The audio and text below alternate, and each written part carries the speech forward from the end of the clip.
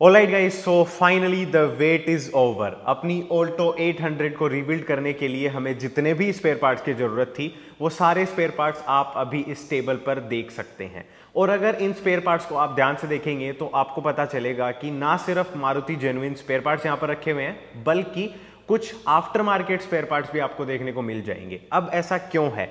जब हम इस गाड़ी को फैक्ट्री स्पेक्स पर रीबिल्ड कर रहे हैं तो हम आफ्टर मार्केट स्पेयर पार्ट्स को क्यों यूज कर रहे हैं? उस सवाल का जवाब आपको इस वीडियो में आगे मिलने वाला है। और साथ ही साथ इस वीडियो में हम जितने भी स्पेयर पार्ट्स मैंने परचेस करके यहां पर इस टेबल पर रखे हुए हैं उन सबको चेकआउट करने वाले हैं वन बाय वन।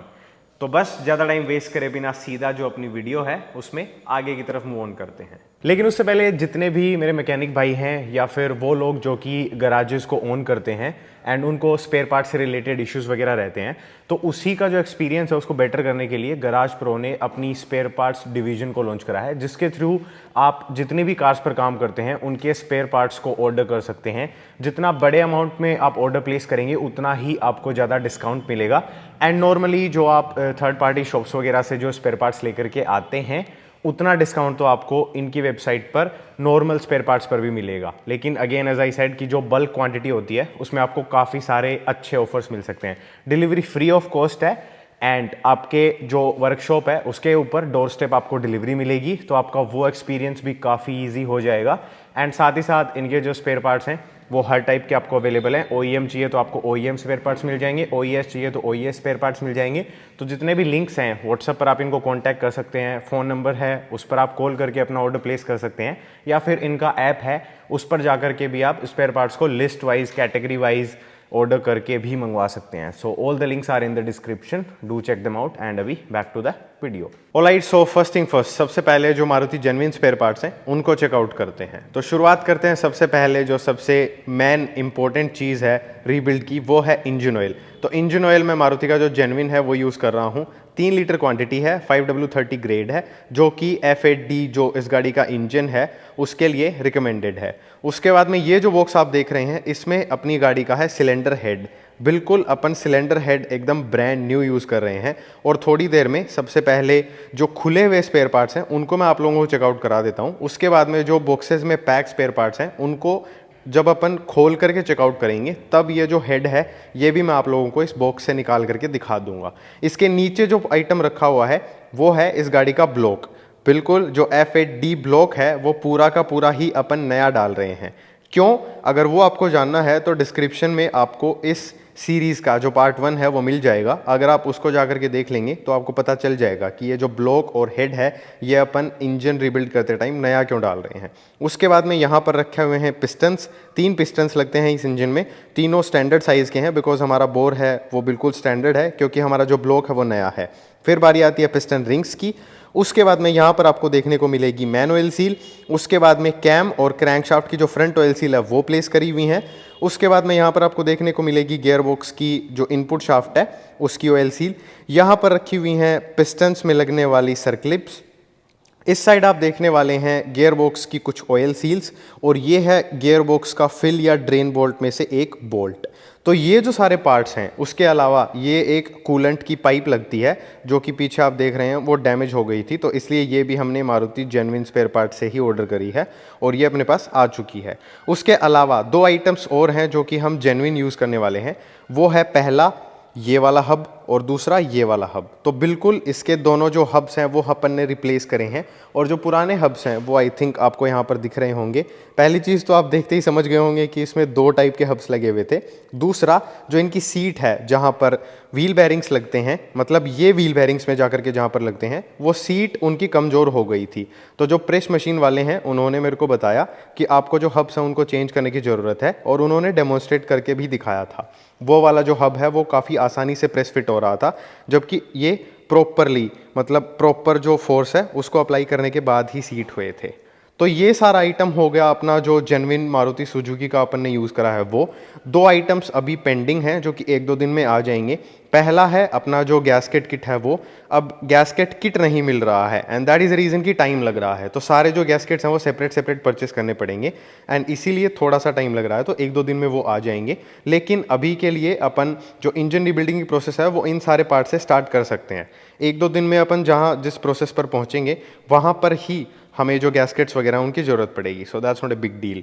उसके अलावा दूसरा जो आइटम है जो कि आप यहाँ पर नहीं दिख रहा होगा, वो भी मैं जेन्युइन 99% प्लस चांसेस हैं कि मैं जेन्युइन मारुति सुजुकी का ही यूज़ करूँगा, वो है प्रेशर प्लेट और क्लच प्लेट। तो जो फ्रिक्शन प्लेट और प्रेशर प्लेट है वो अभी यहाँ पर नहीं है, क्योंकि वो ऑफ द शेल्फ मिल जाती है किसी भी स्पेयर पार्ट की शॉप पर। तो जब गियर बॉक्स और इंजन को मेट करने की बारी आएगी तब हम वो जो आइटम है वो परचेस करके डाल देंगे, नॉट ए बिग डील। तो ये तो सारे हो गए ओरिजिनल मारुति के genuine spare parts. Don't worry, इनको मैं खोल करके भी आपको अच्छे से चेक कराऊंगा। अभी के लिए इनको साइड में करते हैं और जो आफ्टर मार्केट पार्ट्स हैं उन पर फोकस करते हैं। सबसे पहला जो आफ्टर मार्केट पार्ट है वो एक बैरिंग है, ये फ्लाई व्हील का बैरिंग है। एक बार मैं आपको ये सारे पार्ट्स हैं ये बता देता हूँ, उसके बाद में मैं रीज़न भी बता दूंगा कि क्यों मैं आफ्टर मार्केट पार्ट्स हैं वो यूज़ कर रहा हूँ। ये फ्लाई व्हील का बैरिंग हो गया। उसके बाद में हम यूज़ कर रहे हैं जो स्टेयरिंग की टाई रोड एंड्स आती हैं उनको, तो दो हैं ये, एक मैंने ऑलरेडी गाड़ी में लगा दी है, दूसरे वाली यहाँ पर रखी हुई है। तो ये जो है इनका जो ब्रांड है वो टेलब्रोस ब्रांड है, जो कि आप इसके ऊपर एम्बोसिंग में देख सकते हैं। इनके बारे में भी बताऊंगा, डोंट वरी। उसके बाद में जो ऑयल फिल्टर हम यूज़ कर रहे हैं वो एलोफिक का है। इसके पीछे का रीज़न मैं अभी बता देता हूँ। फर्स्ट सर्विस 1000 किलोमीटर पर ही होने वाली है, so not a big deal. और वैसे भी ये कोई एरा गैरा ब्रांड नहीं है, एलोफिक काफ़ी रेपुटेड ब्रांड है। और जो ओनर्स मैनुअल है उसमें भी साफ साफ लिखा हुआ है कि जो OEM स्पेयर पार्ट्स हैं, उनके जो OEM रिप्लेसमेंट पार्ट्स हैं जिनको OES बोला जाता है, वो अगर आपको मिले तो आप डाल सकते हो। तो ये अप्रूव्ड पार्ट है, इसलिए मैं इसको यूज़ कर रहा हूँ। उसके बाद में क्लच रिलीज बैरिंग है, वो हम यूज़ कर रहे हैं टेक्सपिन का। ये भी काफ़ी अच्छा ब्रांड है।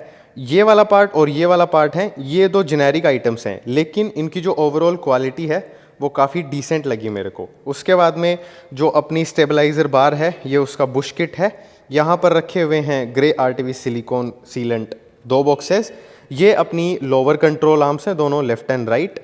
यहाँ पर ये जो 2 पीसेज आप देख रहे हैं, 2 पार्ट्स देख रहे हैं, इनमें जो हब्स हैं वो मैंने ओरिजिनल जेन्युइन जो मारुति जेन्युइन पार्ट्स आते हैं वो यूज़ करे हैं। और इनमें जो व्हील बैरिंग्स लगे हुए हैं वो फ्रंट के 2 और रियर के 2 वो मैंने आफ्टर मार्केट डाले हैं। और उसके अलावा आप जो पार्ट देख सकते हैं वो है सर्वो का गियर ऑयल। 2 लीटर मेरे पास अभी पड़ा है, और ज़रूरत पड़ेगी तो 1 बॉक्स और ले आएंगे। तो अब ये जो सारे पार्ट्स हैं इनके बारे में मैंने मेंशन कर दिया, तो अभी जल्दी से जान लेते हैं कि मैंने आफ्टर मार्केट पार्ट्स क्यों यूज़ करे हैं। तो यार उसके पीछे का सबसे बड़ा जो रीज़न है वो है रीजनेबल कॉस्ट कटिंग। अब बिकॉज ये जो गाड़ी है इसका जो एस्टिमेट हमने अज्यूम करा था वो अज्यूम करा था बिना सिलेंडर हेड और बिना ब्लॉक के।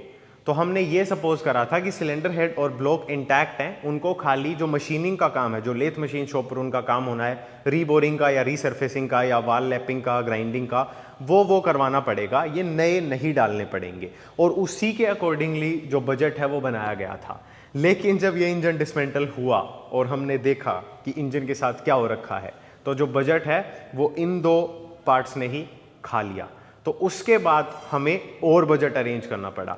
अब हर इंसान की एक लिमिट होती है और इंसान से ज़्यादा एक प्रोजेक्ट की लिमिट होती है। अब ये जो गाड़ी है ये इतना डिज़र्व करती है कि इसका जो इंजन है वो हम जेन्युइन डालें, क्योंकि इंजन कहीं बीच रास्ते में धोखा दे जाएगा तो गाड़ी वहीं पर बंद हो जाएगी and we will be stuck, हम कहीं नहीं जा पाएंगे। और ऐसा अगर फैमिली के साथ रात के टाइम पर हो जाता है तो वो काफ़ी डेंजरस हो जाता है। तो इसलिए आपने जो पैटर्न है वो नोटिस करा होगा कि जो भी पार्ट्स क्रूशियल हैं, बहुत ज़्यादा क्रूशियल हैं, वो मैंने Maruti genuine spare parts use करने की ही कोशिश करी है 99%।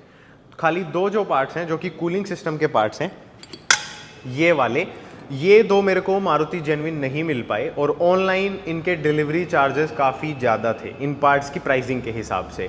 हालांकि इनकी जो क्वालिटी है उसको मैंने जितना मैं मेरे एक्सपीरियंस से विजुअली इंस्पेक्ट कर पाया, मुझे अप टू द मार्क लगी and that is the reason कि मैं ये 2 पार्ट्स हैं वो जेनेरिक लेकर के आया हूँ। लेकिन उसके अलावा इंजन के अंदर ऐसा कोई भी कंपोनेंट नहीं है जो कि मैं आफ्टर मार्केट यूज़ कर रहा हूँ या चीप क्वालिटी का यूज़ कर रहा हूँ।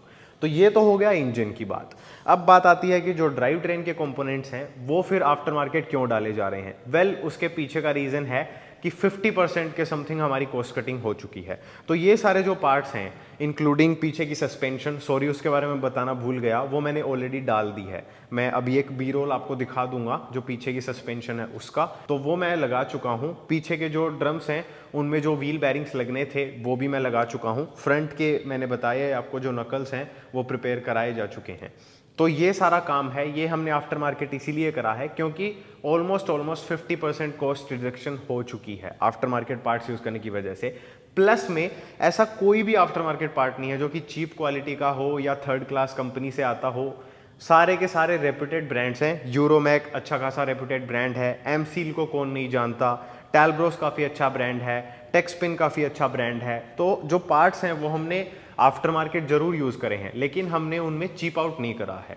तो इसलिए ये जो बिल्ड है ये हम ऑलमोस्ट जो बजट है उससे, मतलब सीधी सी बात है 50% बजट तो एक्सटेंड हुआ है, लेकिन अगर ये सारे हम ओरिजिनल यूज़ करते तो वो जो 50% इनमें हमने सेव करा है वो और ज़्यादा लगता।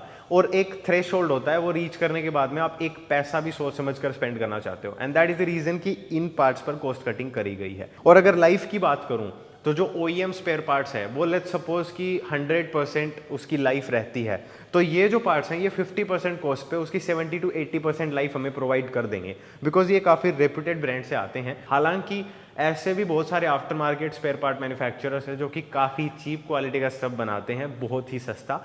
उनसे बच के रहना, वो अगर डाल लोगे तो गाड़ी का कचरा हो जाएगा। लेकिन ये जो पार्ट्स हैं ये वैसे नहीं हैं, सो डोंट वरी।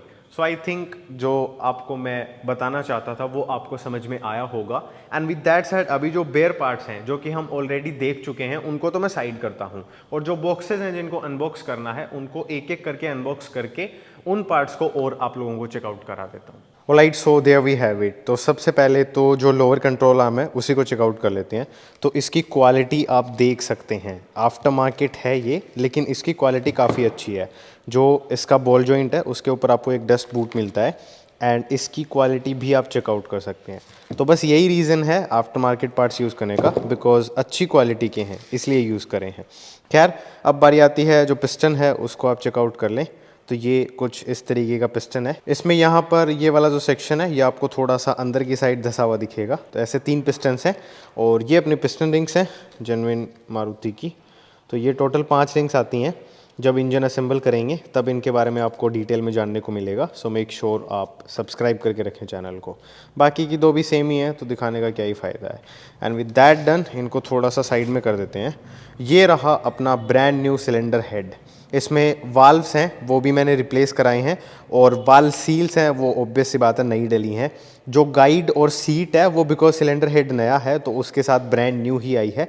खाली जो वाल्व्स हैं उनकी लैपिंग कराई है, और जो लैपिंग वगैरह की प्रोसेस है एंड जितना भी लेथ वर्क हुआ है, फिर वो चाहे सिलेंडर हेड का हो, चाहे ब्लॉक के अंदर थोड़ा बहुत काम हुआ है तो वो हो, चाहे क्रैंकशाफ्ट का हो, कनेक्टिंग रोड्स का हो, वो सब आपको इससे जस्ट जो नेक्स्ट वाला पार्ट आएगा उसमें देखने को मिलने वाला है।